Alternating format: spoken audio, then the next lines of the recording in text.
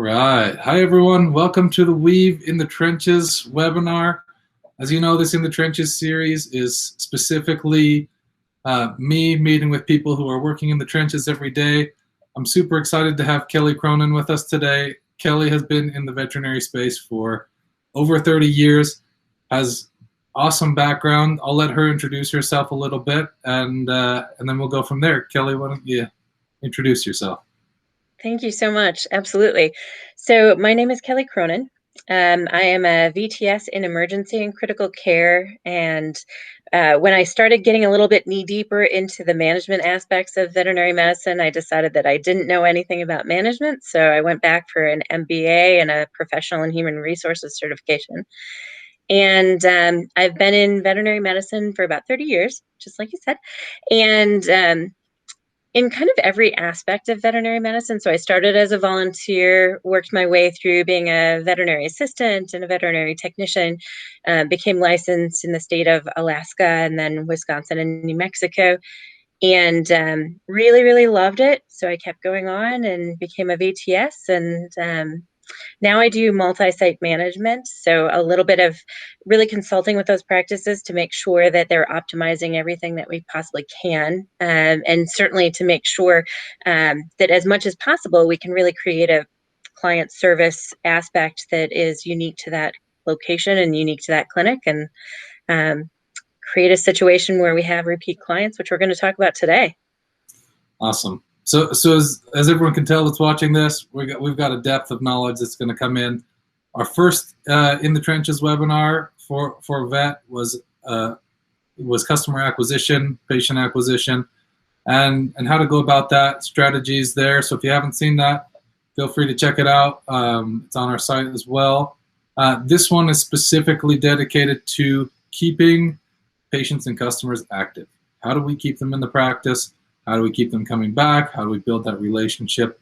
So let's dive right in. When it comes to attrition, how often are you focusing on that with the groups that you're working with practices that you worked with individually in the past?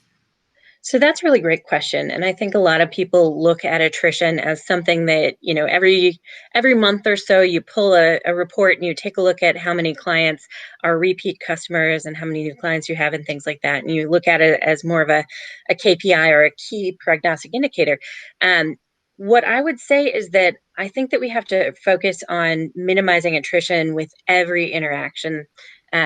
Every single time that we see a client, we need to be focusing on that attrition and whether we've kept that client or not.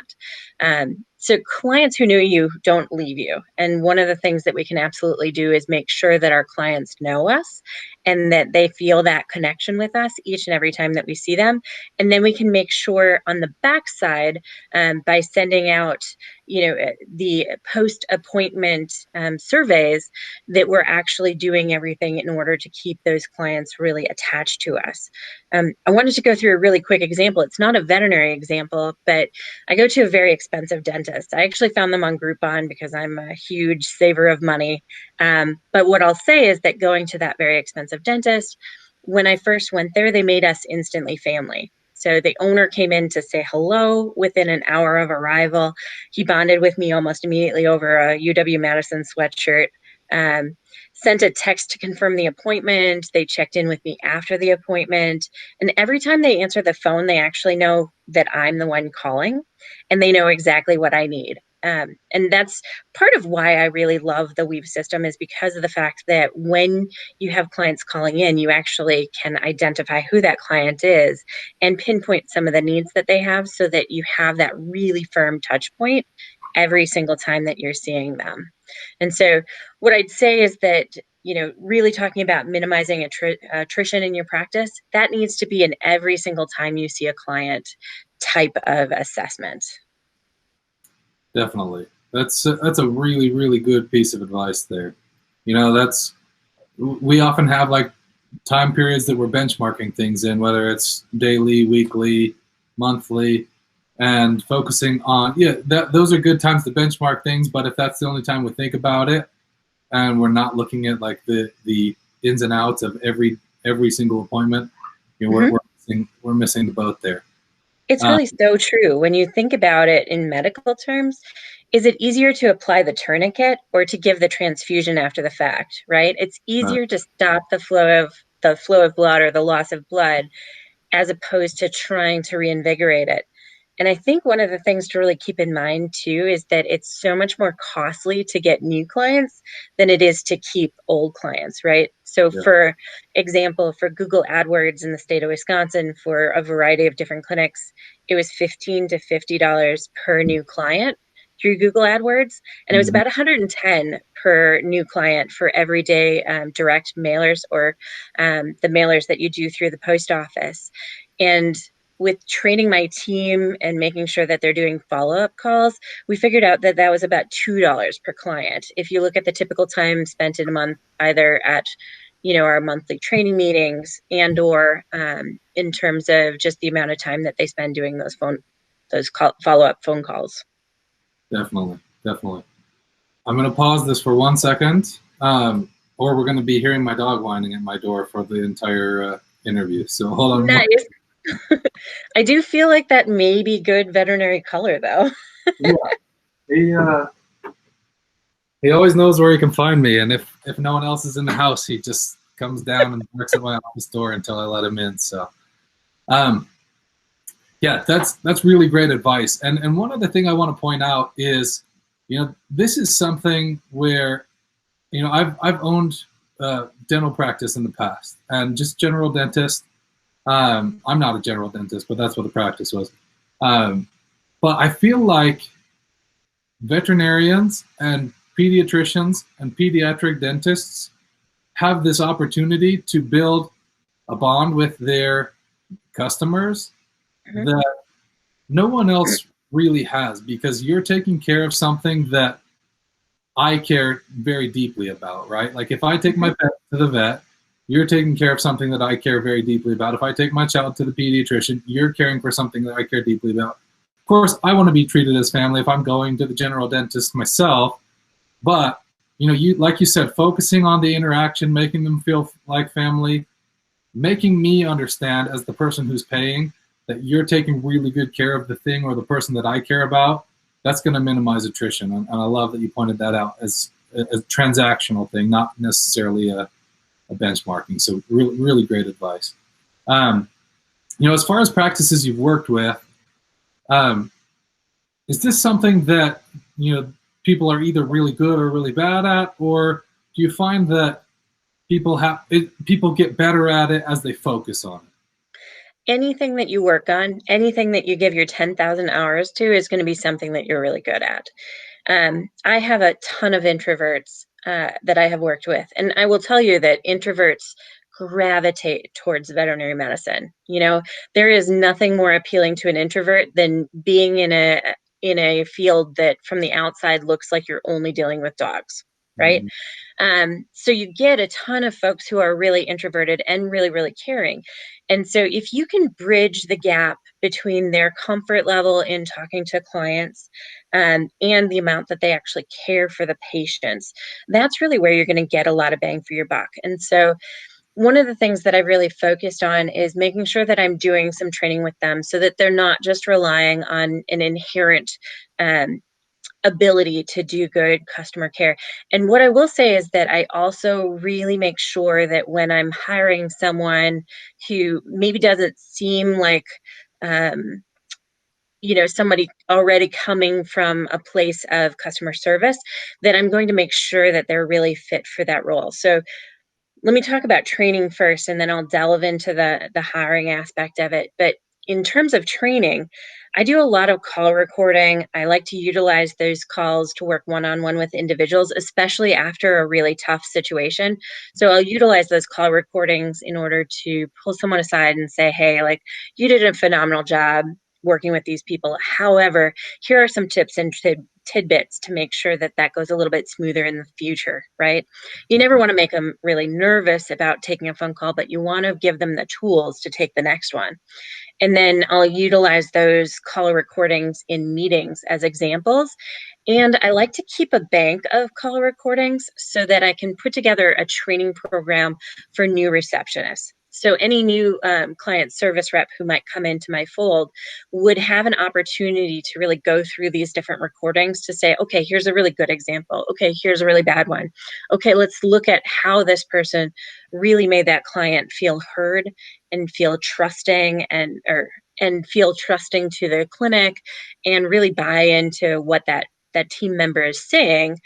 And a lot of times that's just some few keywords to make them actually get over that hump. And so if we can have call recordings that really speak well to that, it's so much easier to train someone than by, putting them with another CSR who's already stretched the limit, who's already seeing 55 people come through the door. It really allows us to give that training without taking team member out of that mix. And that's actually, I don't know if you know this, but one of the reasons that I had started looking at Weave for our new de novo practices in my last clinic group was because of the fact that that call recording was something that I could leverage for new team members, especially as I was hiring entire new teams. I really needed to have that like plug and play type of training that I could do with the teams. And then the other side of that is that I absolutely needed to have a situation where I can hire in people who have that thought process. And so when I'm doing my hiring for anyone new, I look for a client service background, especially things like restaurants and things like that, where, they're really dependent on how that client likes them in order to make their money. That's a phenomenal way of making sure that I get team members that are really client service centric.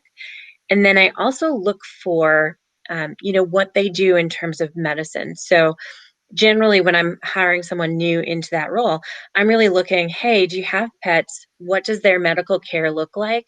Because if they're not providing the good golden standard client care to their own pets, how are they going to talk to a client about what they really should be doing for gold standard of care with these pets, right? And then I look for them to have really outstanding customer service in their background. So I really look for them to say, hey, what was your biggest or your best client service experience in terms of what you've been able to provide to your clients? And if I get a really mundane answer like, oh, I walked this person through their discharge instructions, no, that's like the minimum level. But if I get an answer like, oh, I drove this pet back and forth to this client's house, yes, she paid me gas money for it. But those types of going above and beyond are the types of client service that I really want to reflect in my clinics. And so that's really something that I look for as I'm even bringing my team in. Yeah, those are phenomenal pieces of advice there. If anyone, hiring is always, huge, right? Your team is what's going to make your practice grow or not, right? And that's and let's face it too, it's so hard to find folks with veterinary experience. Yeah. It really is. Mm-hmm. And so it's almost easier for at least the client service side to find people who are moldable, who already have that client service aspect to them, and train them on the veterinary side. And certainly, create that pipeline until you can, create a team that's really outstanding. Yeah, that's awesome. And then the bit about how they provide for their own pets care, that's huge, right? They've got to be able to say, this is what I would do, right? And really mean that and mean that they would provide the best care. So really awesome. And so you touched on the next question a little bit, but how are you tracking this? In practices that you're implementing this with, in trying to improve attrition rates. You mentioned some call recording, which I've used in the past, and that's phenomenal. Probably one of the best ways to track and train. But are there other ways that you're tracking attrition? So you can do it a couple different ways. Actually, three big ways come to mind. Most of the PIMS software actually give you a report that gives you new client visits and repeat client visits. Now, you have to be a little bit cautious about these reports, and they might be called different things. I know that for some clinics, it's called a periodic report. For some clinics, it's called the month end. You'll find it in a couple different names, but what it'll show is it'll show those new client visits and then the total repeat client visits and the total number of appointments, period. you have to be a little bit cautious at looking at those repeat visits because you might have a slow to revisit client. So when you're looking at that KPI or that key prognostic indicator that actually sits in your PIM system, you have to be a little bit cautious just because of the fact that, hey, you might have lost that client in between those 2 yearly visits, right? Yeah. So that's one way that I really think that everyone needs to be watching. But it's not a way that I would say is going to tell you all of the information. A second way that I really like to track my client retention after visits is to make sure that they're happy with the service. Now, client callbacks after an exam or after a visit are probably the creme de la creme for this, just because you have that opportunity of really delving deeply into it. Mm-hmm. But what I'll say is that, especially now when we're getting inundated by all these clients and by the curbside service, and it's just becoming so much harder, we have to really think about how to automate that. And here's the other thing with that. I really want to touch every single client as opposed to just touching a handful that I can, cherry pick as a manager. Mm-hmm. And so generally, when I'm looking at this, I don't want to rely on Google reviews. I don't want to rely on Facebook reviews because those things are going to be predominantly housing, negative client reviews. Generally, if someone is happy with a service, they're 3 times less likely to actually post anything than someone who is negatively affected by a service, right? And so I don't want to hear from just the clients that are mad at me. I want to hear from all of the clients, because if a client is on the fence and there's something I can do about it, I want to make sure that I'm going to get that done, right? And so I like to do things like an automated after visit survey. And I like to really make sure that every single exam is followed up by that. So that if I get a negative one, I can go ahead and reach out to that client, especially before they actually put anything up on Facebook or Google. And then so that if they're a happy client, I have something to utilize going forward in terms of my marketing, or maybe on my webpage, I'll have a list of, referral comments and things like that. Yeah. And then the third way is forward booking. And so you, coming from the dental side, you absolutely know about this. Yep. The dental practices are so amazing at forward booking. I don't know how dental practices became so great at it, but they get you in the chair, they make sure you can't move, they have your mouth completely open, and they say, hey, we're going to make you your 6-month appointment. And Yep. let's face it, for those of us who are incredibly lazy like myself, once that appointment is made, it is so much harder to cancel that appointment and look elsewhere for a dentist. Yep. So that is absolutely something that I would love to see us get better at in veterinary medicine. Now, I can tell you that a bunch of my clinics have gotten to the point where they're really good about forward booking. But it is a hard thing to get your team to actually do. It has to be really reinforced. It has to be incentivized. I love saying, hey, if you forward book, you get to put your name on a list and you get 50 cents for every forward booking for a training period to get my team, really in the habit. Or I'll put a contest on it if I have a really contest motivated team. Hey, you get Starbucks for a month if you beat all the other team members in terms of forward booking. There's lots of ways to incentivize it, but it is something that you really, really have to train into the team. Definitely. Those are really, really great suggestions. One thing I'll say about the forward booking is it's a really good opportunity to both create scarcity and solidify your schedule, and to make sure that you're not losing customers and Absolutely. clients, right? So when you communicate, hey, let's get you scheduled because we're really busy. And if we wait until like a month in advance, we might not be able to get you in for 3 to 4 months, right? Whatever you're communicating, like use it as an opportunity to communicate the scarcity, because that does 2 things. It makes the person think, wow, these guys are really good. They are booked out a long ways. A lot of people want to see them.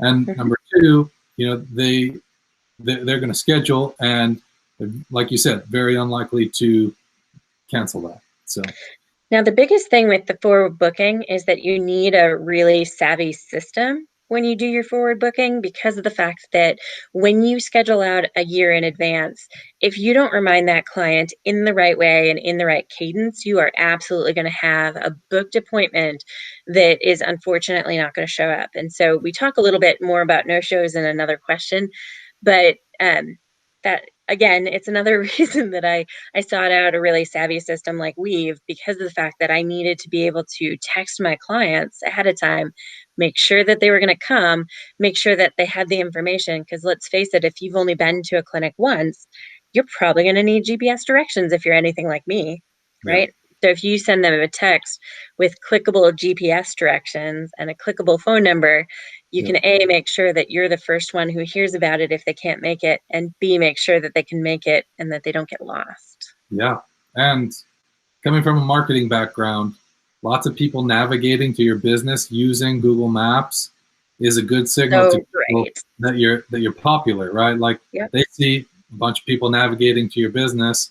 Oh, well, they should probably come up higher in the searches for veterinarian in my area or a veterinarian near me. So very, very, very good advice there. So we touched on this next question a little bit already, but attrition happens in a few different areas, right? First is existing clients not coming back. You know, we kind of covered that with forward booking. But what other systems do you put in place to make sure that those people don't fall through the cracks, or is that the main one? No, there has to be really a concerted effort, because let's face it, like everybody likes to connect with the clinic in different ways. And so one of the things that I really like to do is make sure that I'm connecting with every person. And I think that there are demographics that certainly focus on different types of connection. And so I really want to make sure that I'm hitting every demographic that might be coming to my clinic and every person. And so generally the way that I look to remind them about things and to make sure that they're on top of it in terms of their pet needs is I make sure that there's multiple touch points. So we talked about reminder texts. I absolutely love systems that send reminder texts for vaccines, for upcoming care, for blood work, for exams, things like that. Mm-hmm. I absolutely love reminder postcards. And now this is the funny thing. Everybody's like, oh, we're going to get away from a reminder postcards. There's still a significant demographic that relies on those postcards. I absolutely will tell you that my parents, who are incredibly good pet parents at this point, after having dealt with me as a veterinary professional all these years, they went from being kind of mediocre pet parents to now they'll do MRIs on their dogs. My parents actually need that postcard mailed to them. They will not get a text because they have flip phones. they they might get a phone call to their landline, but they're not going to check their email in any type of timely fashion. So they absolutely need that postcard and they need that phone call. Now, there's millennials who wouldn't answer the phone for a phone number that they don't know in a million years.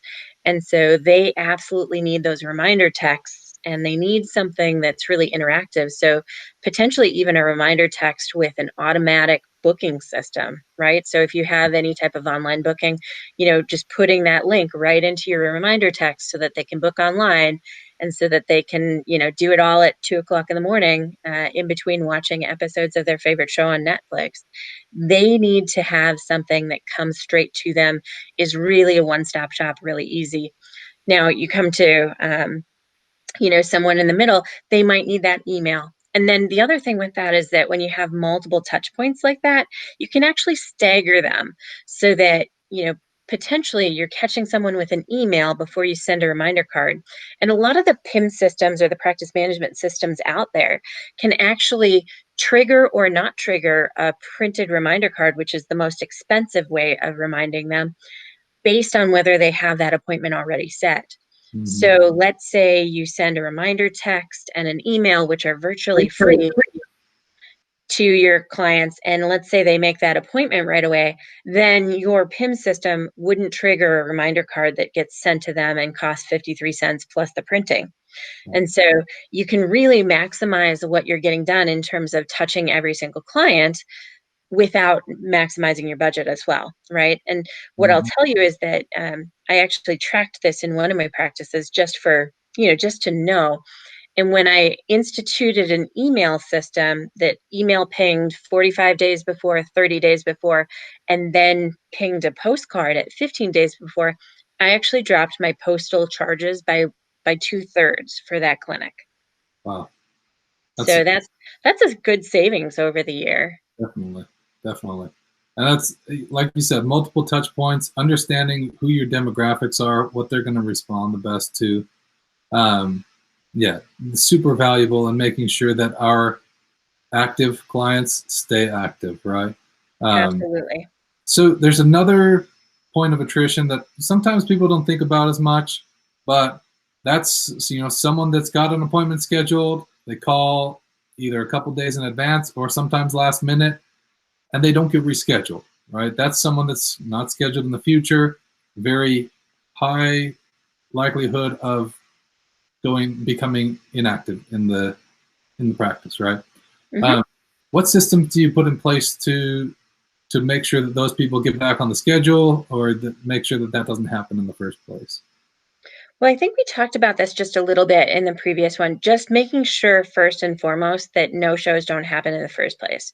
So making sure that we have a situation where if that client's going to cancel, that we've made it really easy for them to do it so that they do it ahead of a time enough to actually put someone else in that schedule spot. Because let's face it, if I have a doctor who's not seeing something for 15 or 30 minutes, that's a huge hole in my, in my income stream for the day. Mm-hmm. And so I want to make sure that a client has a text in hand saying, hey, here's a reminder of your scheduled appointment. Here's a way to cancel if you can't make it. Here's the directions to this scheduled appointment so that you don't have to think about it and get lost on the way, right? Just taking every opportunity for them to somehow miss that appointment right out. Now, Yeah. you're not going to fix it if, their kids are having a meltdown. That can't be helped. But at least they can let you know, hey, like this is what's happening. And the other thing with that is that if you have that forward booking that we were talking about before, you're generally going to have such a full schedule that you can actually start a call day of list. Yeah. So if you have a full schedule, you have, 2, 3 appointments that are over to the side that are just lists of clients who would be interested in hearing from you if they can come in that day, if somebody cancels on you. And so keeping that little client roster is really great.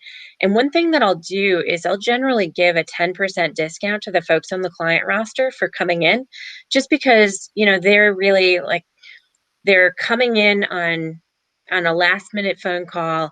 I want to reward them for that. Mm-hmm. And I know that I would have zero income if they didn't come in. So I want to take care of that client a little bit better. And I want to train that client to potentially go on that client roster so that I constantly have that source of folks that I can call if somebody cancels. Yeah. And then the second thing that I really look at is making sure that I never let them get off the phone or cancel without them either having another reschedule appointment or having them on my callback list.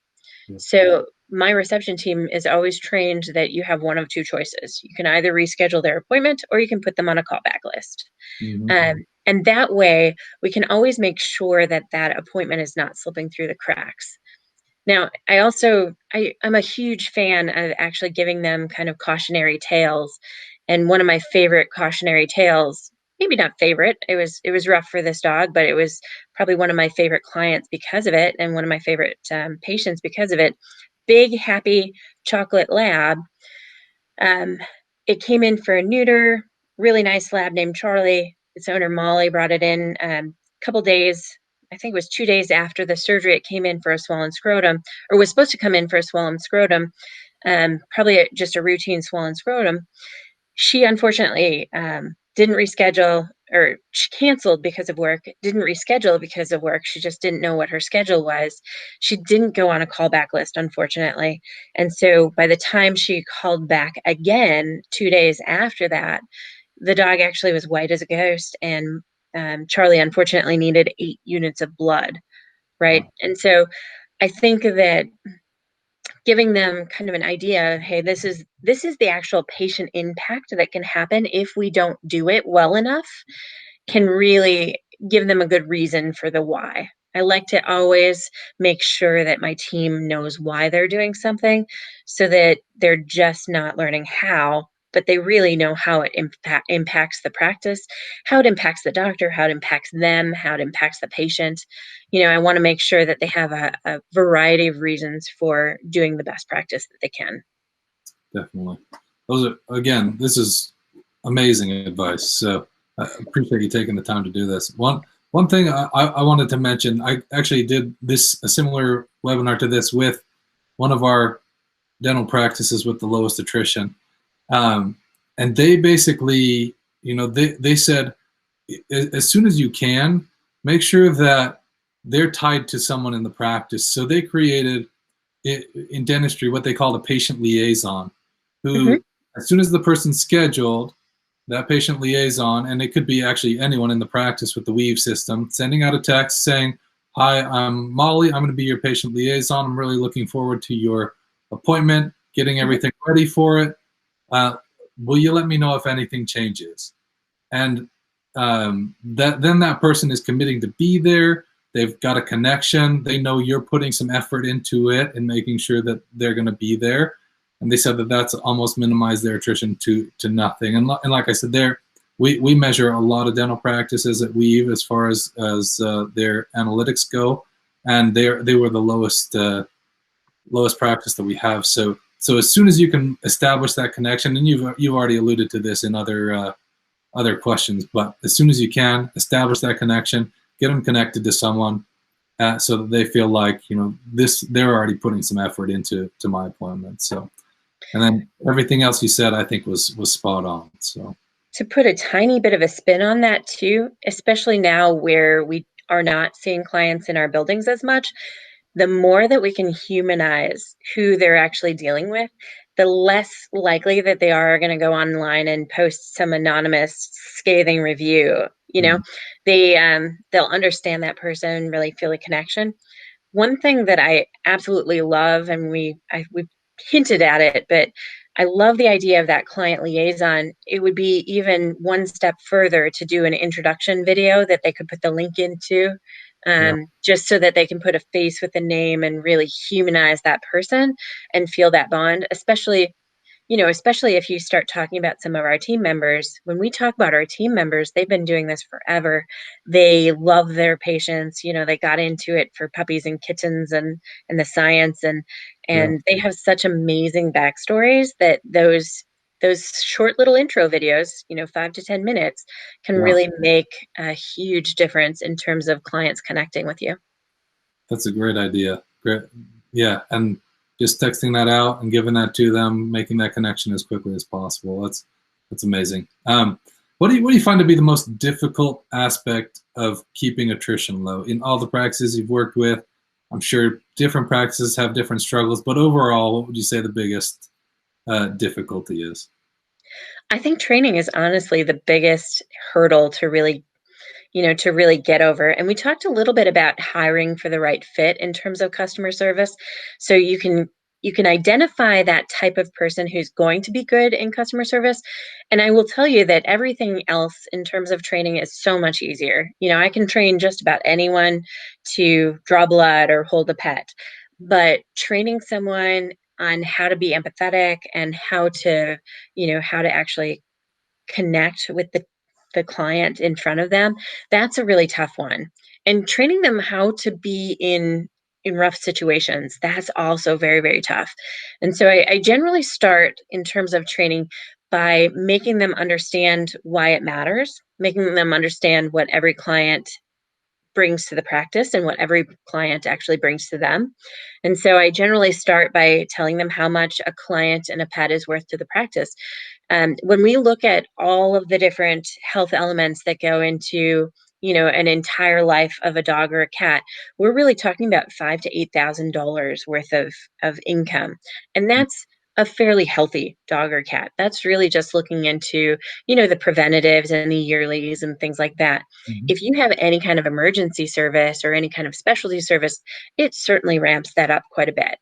Now, the next thing that I really try and train them on is hey, this is how much a new client costs to bring into the practice, that 15 to 150, depending on whether you're doing mailers or Google AdWords or whatever the case may be.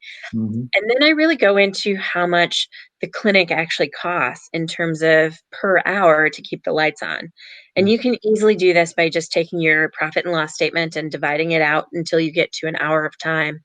But they need to understand how they can positively impact the clinic by just making sure that we have a full schedule, by just making sure that the clients are not lost in between appointments, and by just making sure that that every client experience is one that we put effort forth on.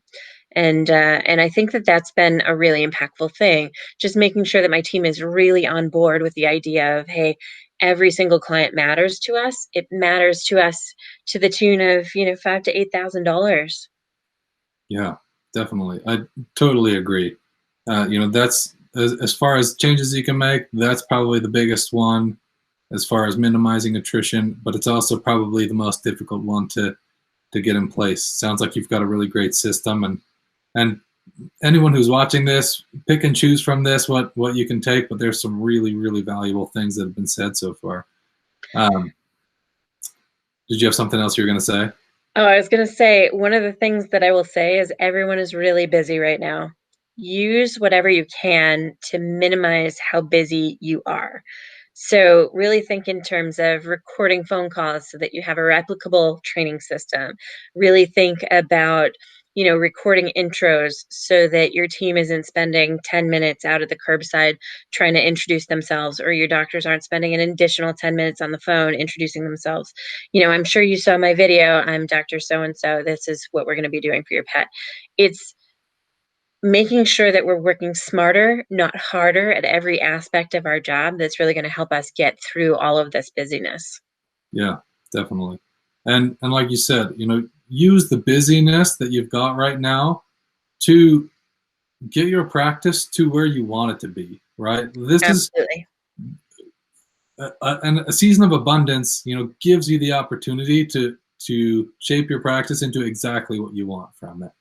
Where Well, and I think that we've had a hard time just because it's been so busy. We've had a hard time because, clients are a little bit impatient and things like that. But if we really look at it as our clients are actually very, very much changing their own perception about their pets. All of a sudden, their pets are the thing that gets the most attention from them. Health concerns with their pets have now risen to the most important thing to them and a reason to get out of the house.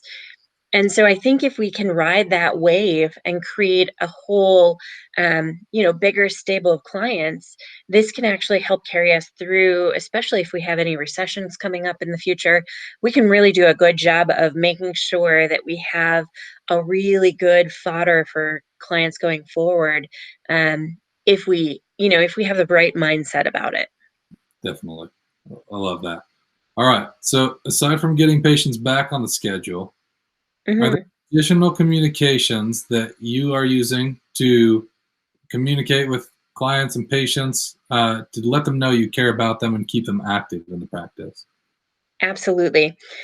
The videos that we take in order to introduce our team members to our clients as they're coming in for different exams and things like that, those can also be utilized on our social media to really make sure that the team is constantly being reintroduced to our clients. We can utilize social media and YouTube channels to keep them connected in lots of different ways, and we can kind of double dip by putting those things also on our website, right?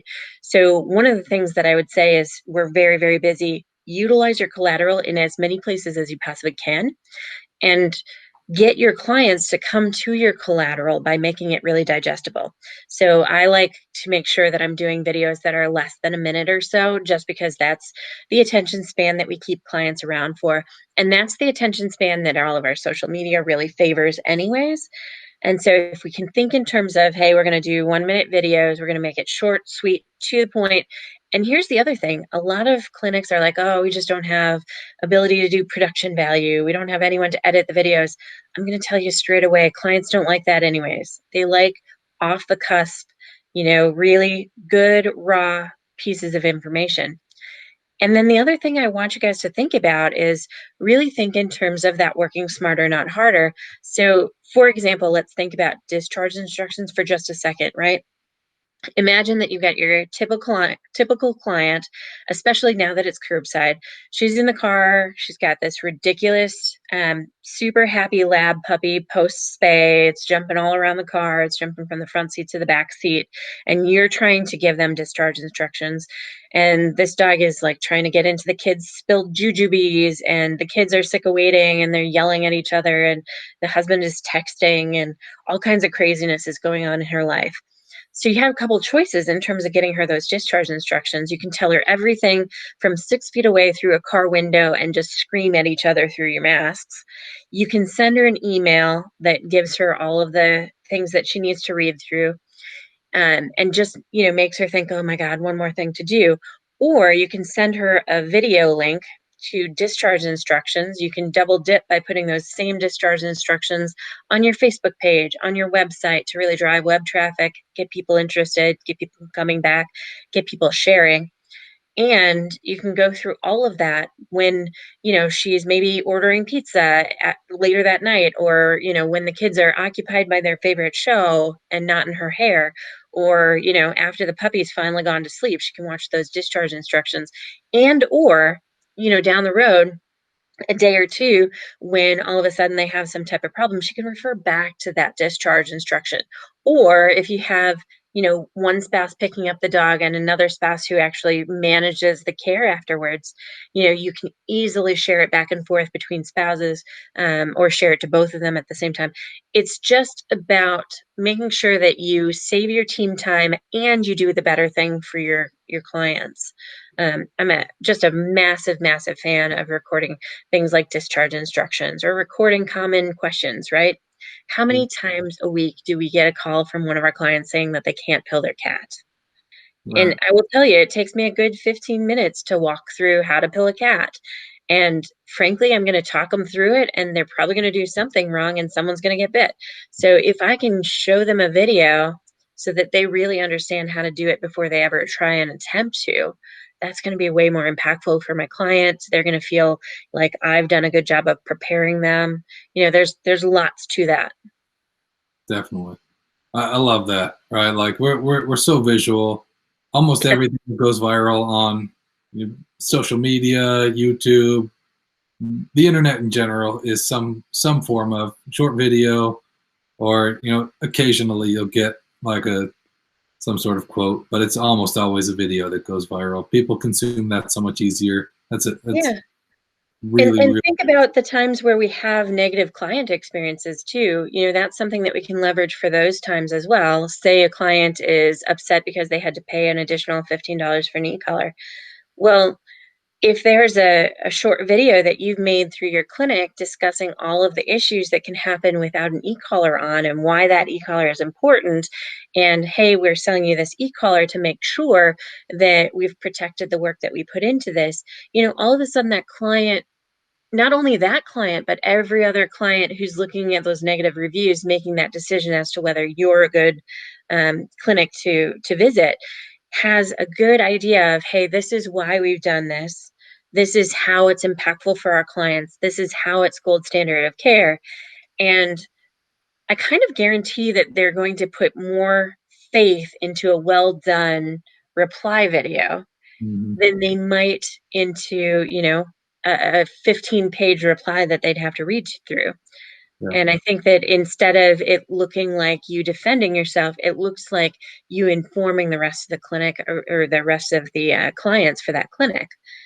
And then the other thing with that is, somebody's going to like that and share that out. And again, it's pushing it to more and more people. The one thing that I'll say is just make sure that you brand your little videos, and, make sure that they're definitely shareable. Always share them in a public mode so Mm. that you can really capitalize on that type of thing. Awesome. Well, Kelly, this has been so much great information. And, right now, I'll be honest, attrition might not be the first thing that's on a veterinarian's mind because you're busy.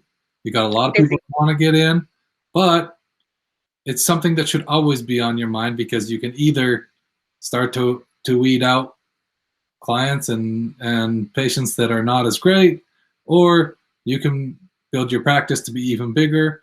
But attrition should always be on your mind, because low attrition means you're taking really good care of your clients and patients. And I really appreciate your time being here, Kelly.